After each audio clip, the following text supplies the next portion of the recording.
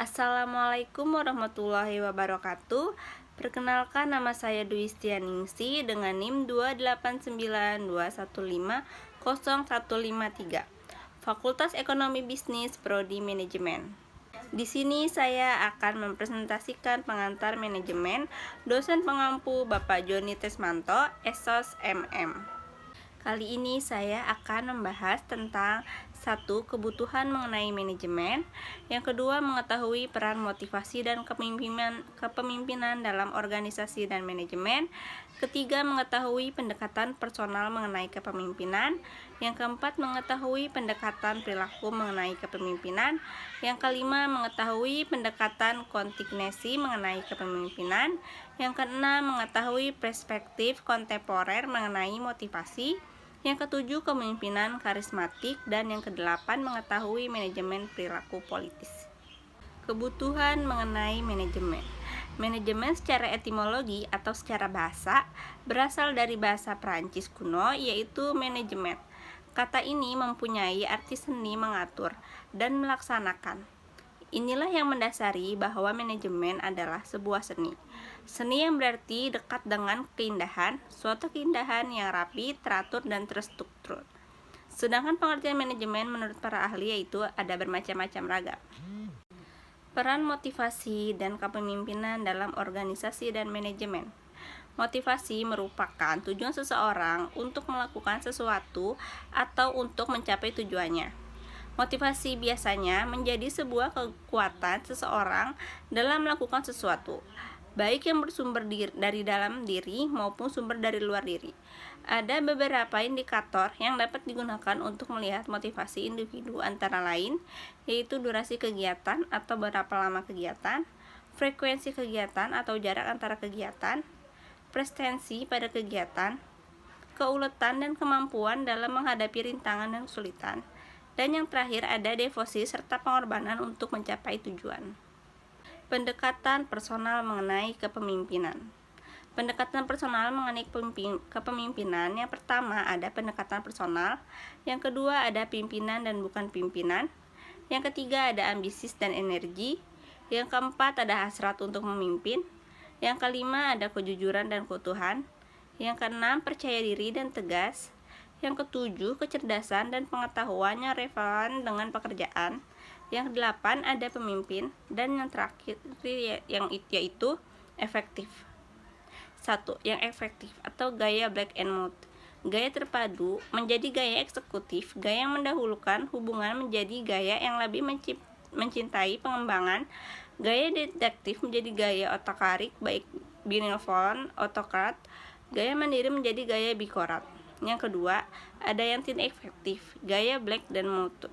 Gaya yang mendahulukan hubungan menjadi gaya misionaris, gaya detektif menjadi gaya otoratik, gaya mandiri menjadi gaya yang lari dari tugas atau diserter.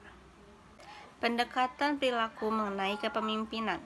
Teori perilaku kepemimpinan atau Behavioral Theory of Leadership didasari pada keyakinan bahwa pimpinan yang hebat merupakan hasil bentukan atau dapat dibentuk, bukan dilahirkan atau leader are made nor born.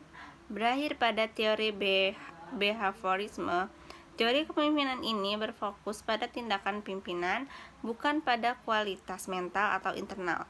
Menurut teori ini, orang bisa belajar untuk menjadi pimpinan, misalnya melalui pelatihan atau observasi. Menjelaskan bahwa perilaku pimpinan terhadap bawahan ada 4 bentuk perilaku, yakni yang pertama ada yang lebih menekankan pada tugas, yang kedua ada yang lebih mementingkan pada hubungan, yang ketiga ada yang mementingkan kedua-duanya, dan yang terakhir yang keempat ada yang mengabaikan kedua-duanya. Pendekatan kontingensi mengenai kepemimpinan. Kontingensi leadership atau kepemimpinan kontingensi adalah kepemimpinan mengedepankan pada situasi kerja dan budaya organisasi.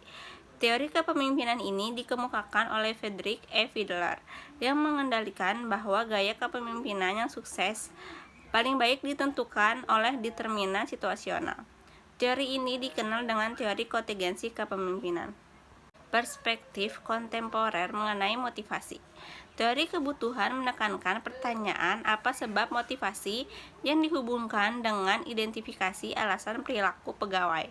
Para teoris ini menganggap bahwa individu berlakukan dengan cara tertentu untuk berusaha mencapai tujuan yang didorong oleh keinginan untuk memenuhi kebutuhannya. Jadi, analisis teori ini lebih menekankan pada faktor-faktor kebutuhan yang membangkitkan perilaku individu yang bersumber dari diri dalam seseorang. Kepemimpinan karismatik. Kepemimpinan karismatik adalah tentang bagaimana seseorang pemimpin melakukan kegiatan komunikasi dengan cara membangkitkan rasa empati dan juga menempelkan emosi yang sangat kuat pada mereka yang ada di sekitarnya. Oleh karena itu, seringkali seseorang pemimpin rela berkorban bersama dengan para pasukannya. Para pemimpin karismatik mempunyai peran yang sangat besar dalam membuat perubahan sosial. Di dalam dunia kerja, tujuan penerapan kepemimpinan karismatik adalah untuk memotivasi setiap karyawan agar bisa bekerja lebih produktif dan memiliki hidup yang sejahtera. Manajemen perilaku politis. Politik adalah proses pembentukan dan pembagian kekuasaan yang antara lain berwujud proses pembuatan keputusan. Perilaku politik adalah kegiatan yang tidak dipandang sebagian dari peran formal seseorang dalam organisasi, tetapi dapat mempengaruhi atau berusaha mempengaruhi distribusi keuntungan dan kerugian di dalam suatu organisasi. Para karyawan semakin merasakan tekanan besar untuk meningkatkan kinerja mereka sehingga besar kemungkinan mereka terlibat dalam proses politisasi. Pandangan negatif tentang politik organisasi. 1. Perilaku mementingkan diri sendiri tanpa sanksi. Yang kedua, pemicu konflik dan ketidakharmonisan pada level individual dan organisasi. Yang ketiga, pemicu lingkungan kerja yang keras dan tidak nyaman. Yang keempat, ada pemicu stres. Sekian presentasi dari saya mengenai pengantar manajemen. Mohon maaf bila ada kesalahan. Wassalamualaikum warahmatullahi wabarakatuh.